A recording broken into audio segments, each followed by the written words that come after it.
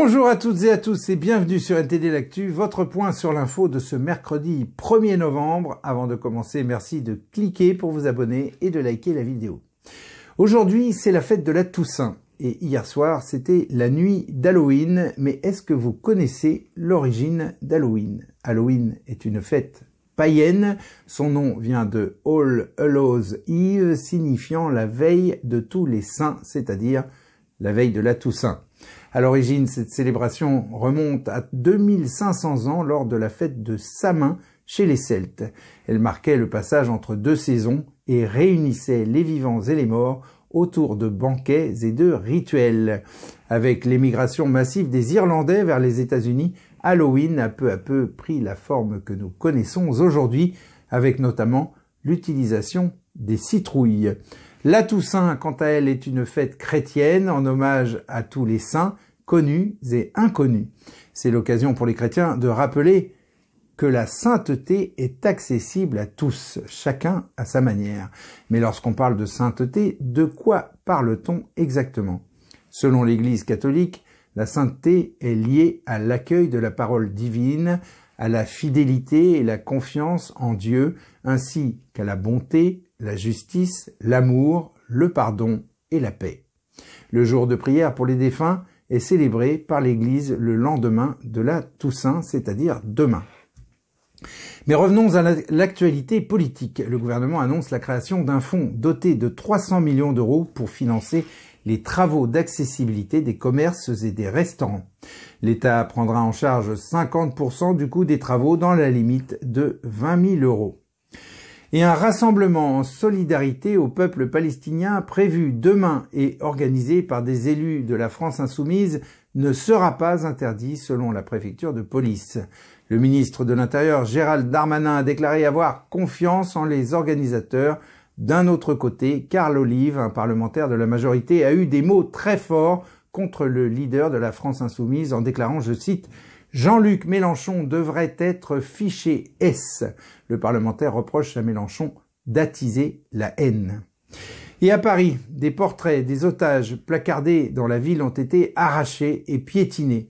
Des étudiants déplorent une haine antisémite devenue irrationnelle au point de refuser la condamnation du terrorisme et la réalité du fait que des personnes innocentes ont été massacrées et prises en otage par les terroristes du Hamas. Et attention à la météo, des vents violents allant jusqu'à 170 km/h sont attendus dans le nord-ouest de la France à partir de ce soir.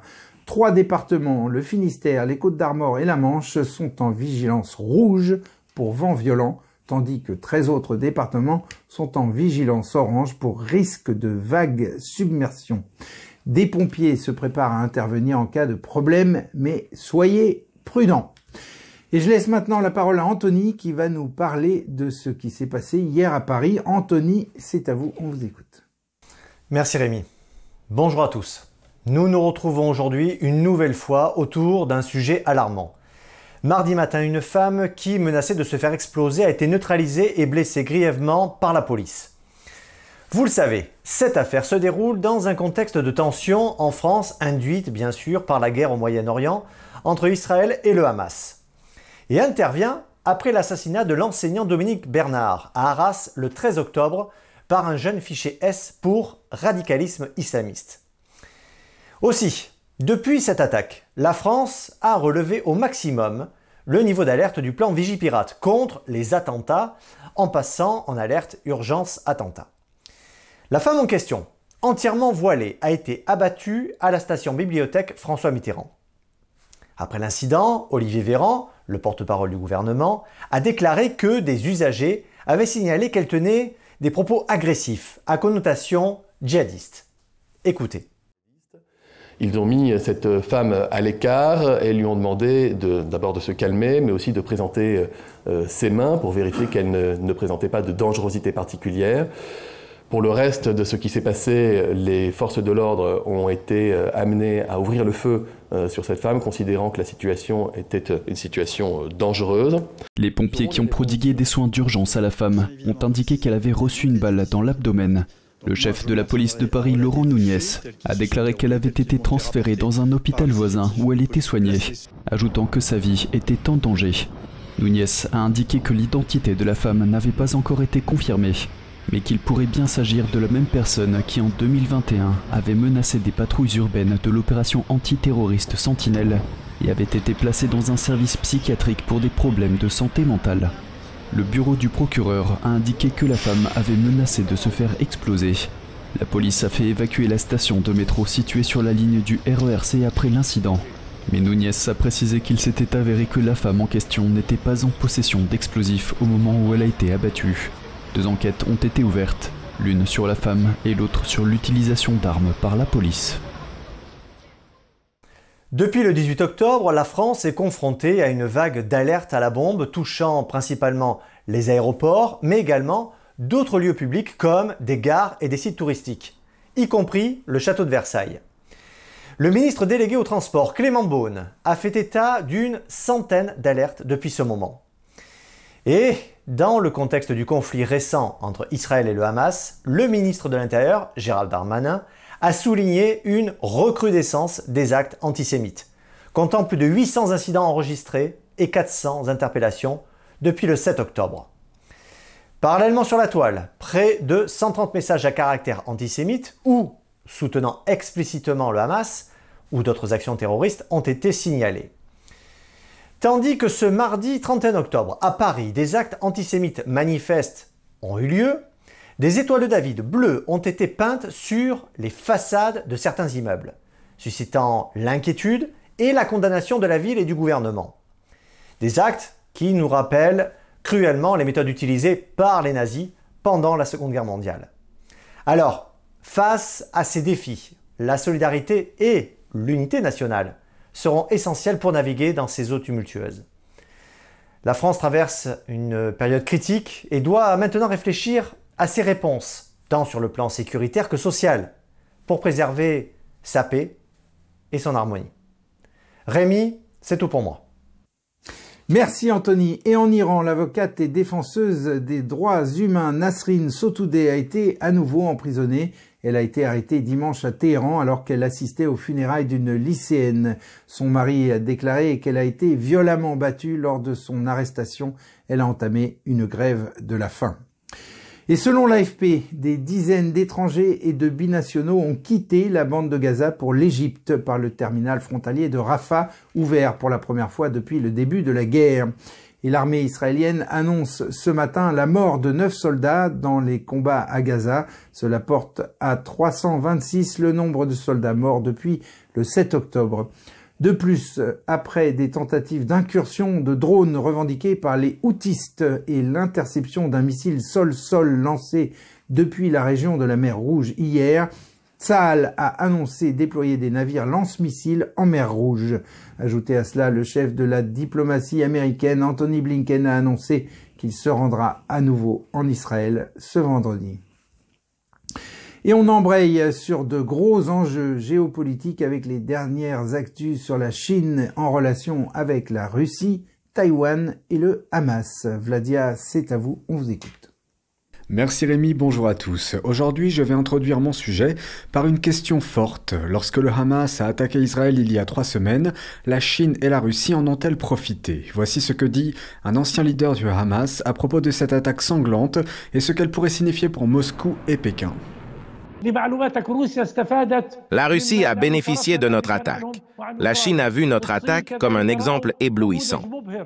L'ancien leader du groupe terroriste Hamas a fait cette déclaration lors d'un entretien accordé la semaine dernière à l'Institut de recherche des médias du Moyen-Orient. Il y appelle à la coopération avec la Chine et la Russie. Quant à savoir en quoi l'attaque surprise a profité à la Russie, il a déclaré qu'elle avait détourné l'attention des États-Unis du conflit ukrainien. L'ex-leader du Hamas a ensuite ajouté que la Russie avait l'intention d'utiliser l'attaque du Hamas comme matériel pédagogique pour son armée, et que la Chine s'inspire de l'attaque du Hamas en ce qui concerne Taïwan. Les Chinois envisagent de mettre en œuvre un plan à Taïwan. Ni la Russie ni la Chine n'ont condamné l'attaque terroriste du Hamas. Ces deux pays ont exercé leur droit de veto au sein du Conseil de sécurité de l'ONU pour bloquer un soutien à Israël la semaine dernière. La Chine s'est positionnée, indirectement mais sans surprise, en faveur du Hamas. Ensuite, un forum sur la sécurité qui s'est tenu lundi à Pékin a émis des signaux contradictoires à l'égard d'un pays que vous ne portez pas trop dans votre cœur, les États-Unis. Le commandant militaire chinois le plus haut gradé a déclaré vouloir renforcer les liens avec Washington en matière de défense. De son côté, Moscou s'est dit ouvert à la discussion sur les questions de sécurité. Les relations entre Pékin et Moscou sont de plus en plus amicales. Mais les chefs militaires chinois et russes ont également formulé des critiques à l'encontre des États-Unis. Certains pays ne cessent de semer la zizanie dans le monde. Ils créent délibérément des turbulences, s'immiscent dans les affaires régionales, s'ingèrent dans les affaires intérieures d'autres pays et provoquent des révolutions de couleur. Le ministre russe de la Défense a reproché à l'Occident de s'être impliqué dans sa guerre contre l'Ukraine. Il a mis en garde contre un conflit entre les superpuissances mondiales. Le plus haut responsable chinois a quant à lui indiqué que l'armée de Pékin ne tolérerait pas que l'Occident soutienne l'indépendance de Taïwan. Le Parti communiste chinois revendique l'île comme son propre territoire, bien qu'il n'ait jamais gouverné Taïwan. La Chine et les États-Unis n'ont pas eu de communication militaire de haut niveau depuis août 2022. Pékin a suspendu les discussions après la visite de Nancy Pelosi, qui était alors présidente de la Chambre des représentants, à Taïwan. Ce silence radio a suscité la crainte d'un conflit potentiel en mer de Chine méridionale. Voilà pour les nouvelles du jour. Avant de conclure, je tiens à répondre à un internaute qui a demandé hier sur le chat si nous pouvions faire une émission spéciale sur la culture chinoise. Je serais très heureux de le faire, mais armez-vous d'un peu de patience parce que ça ne sera pas pour tout de suite. L'actualité du moment est très chaude et je n'ai que quelques minutes pour la couvrir. J'espère que vous comprendrez. Merci Rémi, très belle journée à tous. Merci Vladia, et on conclut cette édition avec Ramsès II, un pharaon de l'Égypte antique. Ramsès II était considéré comme un dieu vivant, servant d'intermédiaire entre le monde des dieux et celui des hommes. Les Égyptiens étaient polythéistes et croyaient en de nombreuses divinités qui prenaient des formes humaines ou animales. Souverain absolu, Ramsès II détenait tous les pouvoirs militaires, judiciaires et religieux. Il était souvent représenté avec une couronne symbolisant son autorité sur l'Égypte, une coiffure appelée némès, ornementée d'un vautour et d'un cobra, ainsi que d'une barbe postiche, symbole de sa descendance divine. 2 bâtons de commandement représentaient son autorité. Il est mort en 1213 avant Jésus-Christ. Ramsès II a été enterré à Thèbes, dans la plus grande tombe de la vallée des rois, sur la rive ouest du Nil, face à Luxor. Et voilà, c'est la fin de ce journal. Merci à toutes et à tous de l'avoir suivi. On se retrouve demain à 13 h pour une nouvelle édition de NTD L'Actu. Et en attendant, portez-vous bien, aidez-vous les uns les autres et bonne fête de la Toussaint. À demain.